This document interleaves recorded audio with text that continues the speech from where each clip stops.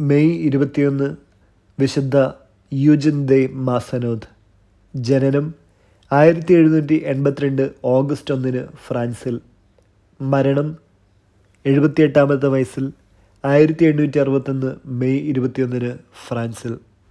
ഫ്രാൻസിലെ അയസ് പ്രവിശ്യയിൽ ജനിച്ച യൂജിൻ ദെ മാസനോദിൻ്റെ പിതാവ് ചാൾസ് ആൻറ്റോയിൻ ചക്രവർത്തി ഭരണത്തിൻ കീഴിലുള്ള സാമ്പത്തിക വകുപ്പിൻ്റെ പ്രധാനിയായ ഒരു ഉദ്യോഗസ്ഥനാണ്. ഫ്രഞ്ച് വിപ്ലവത്തിൻ്റെ ആക്രമണത്തിൽ നിന്ന് രക്ഷ നേടാൻ വേണ്ടി ആ കുടുംബം ഇറ്റലിയിലേക്ക് പലായനം ചെയ്തു.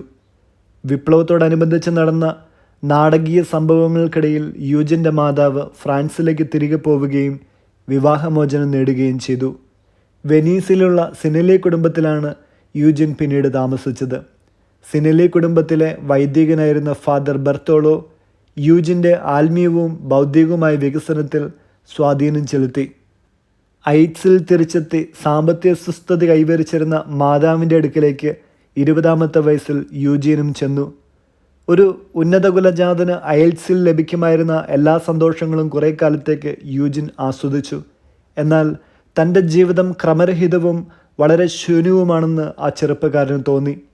തുടർന്ന് യൂജിൻ ദേവാലയ ശുശ്രൂഷകളിൽ പതിവായി പങ്കെടുക്കുകയും വ്യക്തിപരമായ വചനവായനയിലൂടെയും പഠനത്തിലൂടെയും കാരാഗ്രഹങ്ങളിൽ വസിക്കുന്നവർക്ക് വേണ്ടിയുള്ള ഉപവിപ്രവർത്തനങ്ങളിലൂടെയും ജീവിതത്തിൻ്റെ അർത്ഥം അന്വേഷിച്ചു കൊണ്ടേയിരുന്നു.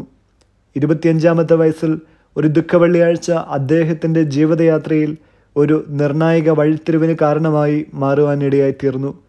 ക്രൂശിത രൂപത്തെ നോക്കിക്കൊണ്ടിരിക്കുമ്പോൾ ദൈവത്തെ ഒഴിവാക്കിയാണ് ഞാൻ സന്തോഷം തേടിയിരുന്നത് എന്നും ദൈവത്തെ ഒഴിവാക്കിയപ്പോൾ ഞാൻ കണ്ടെത്തിയത് കഷ്ടതകളും നിരാശയും മാത്രമാണ് എന്ന് ആ ചെറുപ്പക്കാരന് മനസ്സിലായി. സ്നേഹത്താൽ കരങ്ങൾ തുറന്നു നീട്ടി കുരിശിൽ യേശു സ്വയം യാഗമാകുന്ന ദൃശ്യം കണ്ട് യൂജിൻ സ്നേഹനിർഭരമായി പ്രതിവചിച്ചു. സകല കാര്യങ്ങളിലും ദൈവത്തിനു വേണ്ടി മാത്രം പ്രവർത്തിക്കുന്നതിലും എല്ലാറ്റിനുമുപരിയായി ദൈവത്തെ സ്നേഹിക്കുന്നതിലും അവിടുത്തെ സ്നേഹിക്കാൻ വൈകിപ്പോയതിൻ്റെ നൊമ്പരത്തോടെ അവിടുത്തെ കൂടുതലായി സ്നേഹിക്കുന്നതിലും മഹത്വമേറിയ മറ്റെന്ത് ജോലിയാണുള്ളത്. 1808 സെയിൻറ്റ് സുൾഫിസ് സെമിനാരിയിൽ ആ ചെറുപ്പക്കാരൻ പ്രവേശിച്ചു. 1811 ഡിസംബർ 21 പൗരോഹിത്യം സ്വീകരിച്ചു. അക്കാലത്ത് നെപ്പോളിയൻ തടവിലാക്കിയിരുന്ന പയസ് 7-ാമൻ മാർപ്പാപ്പയെ തൻ്റെ വ്യക്തിപരമായ സുരക്ഷിതത്വം അവഗണിച്ചുകൊണ്ട് യൂജിൻ ശുശ്രൂഷിച്ചു.